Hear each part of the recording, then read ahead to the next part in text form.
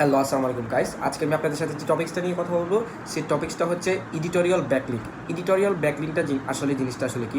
Editorial ব্যাকলিঙ্কটা হচ্ছে যে কারো ওয়েবসাইটে মনে করেন আগে থেকে কন্টেন্ট পাবলিশ করা আছে। Let me check. আমি একটু একটা জিনিস অন করে নিই।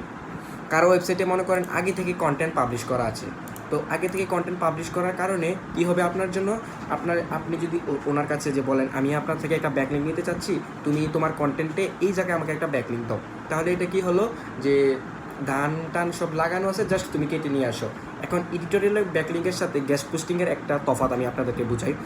গেস্ট পোস্টিংটা জিনিসটা আসলে কি? গেস্ট পোস্টিং হচ্ছে যে আমি তার ওয়েবসাইটে যাব, তার সাথে কন্ট্যাক্ট করব, অ্যান্ড তার সাথে কন্ট্যাক্ট করার পর তার সাথে প্রাইজিং নিয়ে কথা হবে। প্রাইজিং নিয়ে কথা হওয়ার পর আমি তারপরে ওকে একটা কন্টেন্ট একটা কিং ভালো কন্টেন্ট বানাইতে হবে। ভালো কন্টেন্টের জন্য আমাকে আবার একটা কন্টেন্ট রাইটার হায়ার করতে হবে। তো কন্টেন্ট যদি ভালো না হয়, আবার সে আমাকে বলবে ভাই কন্টেন্ট হচ্ছে কিং ওয়েবসাইটের জন্য, তুমি আমাকে মোস্ট পাওয়ারফুল এবং কি খুব সুন্দর করে কন্টেন্ট লিখে দাও আমার ওয়েবসাইটের জন্য। আমার যদি কন্টেন্ট না ভালো লাগে, আমি তোমাকে গেস্ট পোস্টিং দিতে পারবো না ভাই। এখন কথা হচ্ছে, এখন তার যদি কন্টেন্টটা না ভালো লাগে, সেই ক্ষেত্রে চান্স থাকে আপনাকে ফিরিয়ে দেওয়ার।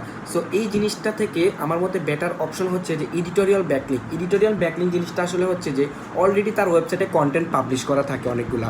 সো আপনার পেজ বা আপনার যে পেজটার জন্য বা যে পোস্টটার জন্য ব্যাকলিঙ্ক করতে চাচ্ছেন, সেই জিনিসটার সাথে যদি তার ওয়েবসাইটের কোনো কন্টেন্টের একদম সাদৃশ্য মিল থাকে, তাকে আপনি চাইলে বলতে পারেন যে ব্রাদার, আপনি এই কন্টেন্টটার ভিতরে আমাকে একটা গেস্ট পোস্টিং দেন বা এই অ্যাঙ্কর টেক্সটটাতে আমাকে একটা লিঙ্ক দেন যে আমার এটা লাগবে।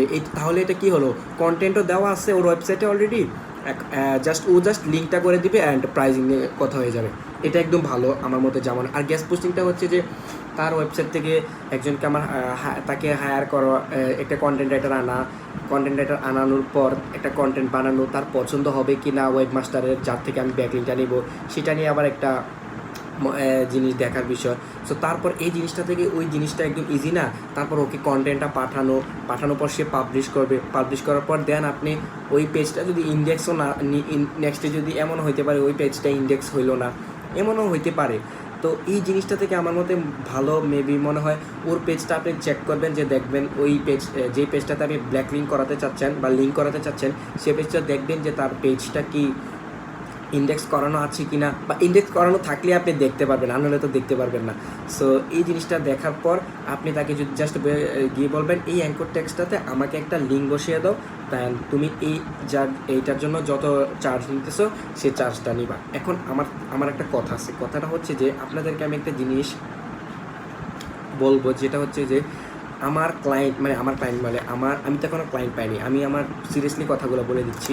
আমি আমার সত্যি আমি পাকনামি করবো না বেশি, বা বেশি করবো না যে বলবো না আমি ক্লায়েন্ট পাইছি, আসলে আমি নিজে ক্লায়েন্ট পাইনি। আমি নিজে যা মন চায় আমি তা এসে ইউটিউবে বলি আপনাদের সাথে। আমি নিজে যা শিখছি, বা এই জন্য আমার কন্টেন্ট ক্রিয়েট করা আমার খুব ভালো লাগে, কন্টেন্ট ক্রিয়েট করতে। এই জন্য আমি আপনাদের সামনে এসে কথা বলতে খুব ভালো লাগে, এই জন্য বানাই আমি।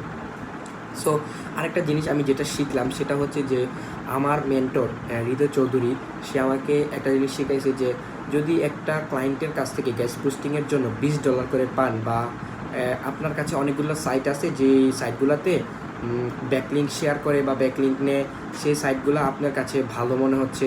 সো ওই সাইটগুলো আপনার কাছে একটা শিটে সেভ করা আছে, আপনি জাস্ট ক্লায়েন্ট আসবে ওই সাইটগুলোতে গিয়ে কথা বলবেন অ্যান্ড প্রাইস মানি নিয়ে কথা বলে নেবেন। তো এখন কথা হচ্ছে যে আপনি যে সাইটটাতে নেবেন, যে সাইটটাতে কথা বলবেন, সেই সাইটটা মনে করেন আপনার কাছ থেকে চাইলো যে তোমাকে আমি গেস্ট পোস্টিং দিব, তুমি আমাকে $15 দিবা। এটা হচ্ছে আমি একটু এক্সট্রা অর্ডিনারি বলতেছি আর কি। সো তুমি আমাকে $15 দিবা, $15 দিবা, তোমাকে আমি এর বদলে গেস্ট পোস্টিং দিচ্ছি।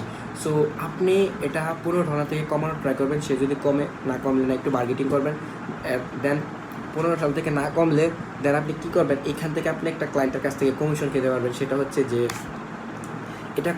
এটা অনেকেই করে, এটা করা যায়। সো আপনি যে বলবেন যে আমি তোমার জন্য $20 বা $25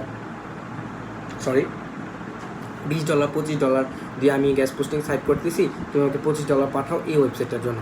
তো যেই $15 আপনি $15 দিয়ে দিবেন, আর যেটা থাকবে এটা আপনার কমিশন। এটা যে এই চার্জটা কেন, এই চার্জটা হচ্ছে আপনি যে ওর ওয়েবসাইটে গিয়ে করলেন, এটা হচ্ছে এটার চার্জ।